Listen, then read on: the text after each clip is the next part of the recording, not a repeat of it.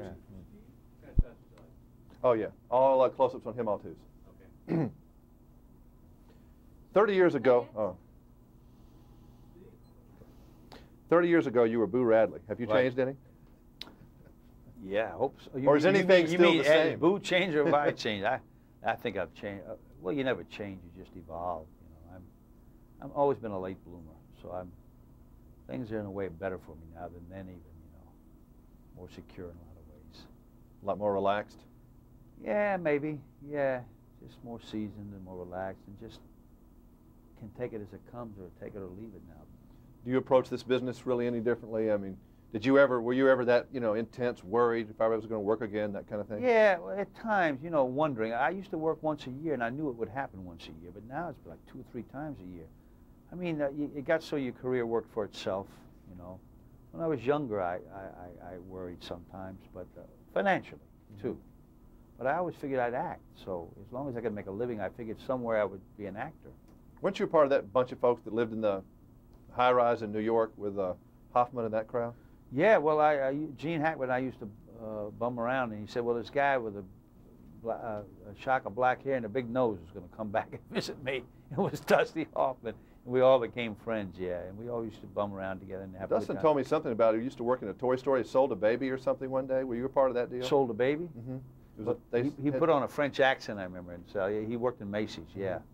Yeah, we were all roommates, my brother, Dusty, 2 or 3 other guys, and then Gene was married at the time. He lived downtown, so we all got together on Sundays, and his wife would cook Italian food. It's a pretty dangerous crew. Nice times, but you know, when people become successful, you never see each other. It's amazing. I'd seen Gene 4 or 5 times in all those years, and when we did the film, and it was great to work with him because it was like we picked up right where we left off. Your movies mean a lot to us, but do you enjoy talking about them or reminiscing about them, or you just kind of forget about them? Well, I see him once or twice, and then I let him kind of melt into the past, but I don't totally forget about him. And I don't like to see him again for a while. I mean, I like to see him in the beginning. And I like to see what's next. See what's next, yeah. I mean, they take such a big part of your life. Yeah, 9 they months, do. 6 months, sometimes a year. Absolutely. Well, no, more weeks. More, you know, the director takes a year, but an actor, 8 or 10 weeks. Then you're on to the next project. So, and I always try to play diverse roles, so I'm always looking for what's next, you know. Yeah, what do you do next? I was going back, I have a lot of Robert Duvall films at home. So what's the first thing you think of when you think of these movies? The Godfather. Tom Hagen, my part, I guess, you know. Francis Coppola. Camaraderie, great camaraderie with all the guys. Jimmy Connell, all of it was great. You played my brother in Apocalypse Now. Really? He was first out Cavalry, Vietnam. He was no kidding. Yeah. He was a wacky they guy. have down Fort Hood. They have a museum in Texas there. The only war that ever had that helicopter service like that, related to the 7th Cavalry, to these guys 100 years ago. Was that a good experience? Yeah, I only worked, what, 3 weeks and then 6 weeks. So what a memorable part. Yeah, it was a wonderful part, you know. Network, I saw that again the other day. It's okay, not one of my favorites, but okay.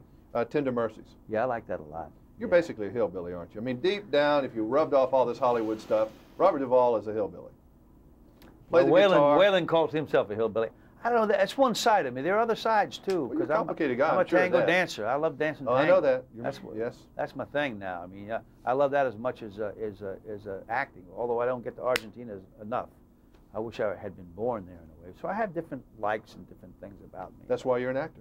Yeah, and, you know, and try to let those things be expressed in my work.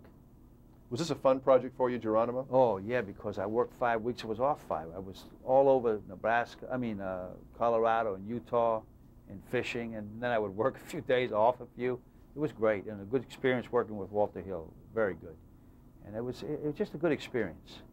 I saw you there on that horse. You were riding that horse pretty good. Yeah, well, I like horses. Yeah, I do. I feel pretty well. So you play the guitar. You sing. Use the guitar. I don't play. Use the guitar. I play rhythm. I don't really. You're out there with the guitar. You hold it well. Yeah, I admire guys. We know you sing. I've seen you in the studio singing. So I mean, there's a lot of stuff about you that you could make a home in Nashville, and we could live very comfortably. Yeah, I like Nashville. It's a wonderful little town. I like it. I remember when you stayed in this motel. Yeah. Off of Thompson Lane there for a while. I said, Robert Duvall is staying in this that hotel. Little place with, Dumpy Hotel. I said, that album that never came out. Right. On the album that we never, I said, I knew we were going to hear this thing, and it's still 10 years later, and I still haven't heard it. It's the biggest puzzle of my life, but I don't question it anymore. But I like going down and visiting Waylon and June and Johnny Cash. Good people to be around, a lot of fun. There are a lot of good Oh, actors. do they eat? Do they eat well down there with all the Southern cooking? Oh boy, cornbread. Yeah. Jesse right, says, that's nothing. Waylon says, I go over to Johnny's house, and then I go over and tell him how good he cooks, and I go over to their house and brag on them, like I'm putting the two households against each other. The two They chefs. feed you black-eyed peas and cornbread and everything. stuff like that, and iced And tea. then June Carter has a thing called tomato, she calls them mater dumplings, tomato dumplings. It's almost like a gnocchi. It's wonderful. It's a mountain dish. They put that dough in there, and then with tomato, it's wonderful. Yeah, fattening stuff. You know, and those people you talk about, every one of those people are great actors. Or Natural have potential actors. to be Yeah, naturally yeah, they great do. actors. Johnny, of course. Johnny did a Waylon, good thing June. when he played that illiterate. Yeah, and June when she played that mountain mystic woman, you know. Waylon's an actor. Oh yeah. In fact, my preacher project, June's going to be in it. Yeah. Yeah. Amazing people. I wish you'd come see us in Nashville more. It's great seeing you Yeah, today. it's been a while, but I like it down there. That and Texas too. I love Texas. Man of many seasons. All right. Yeah. See you downstairs at the Four Seasons. You bet. I All love right. this See you. hotel. Okay. Thanks. All right. All right. Yeah, they had a Well, lot you of talk to pres- everybody because they'll all see this.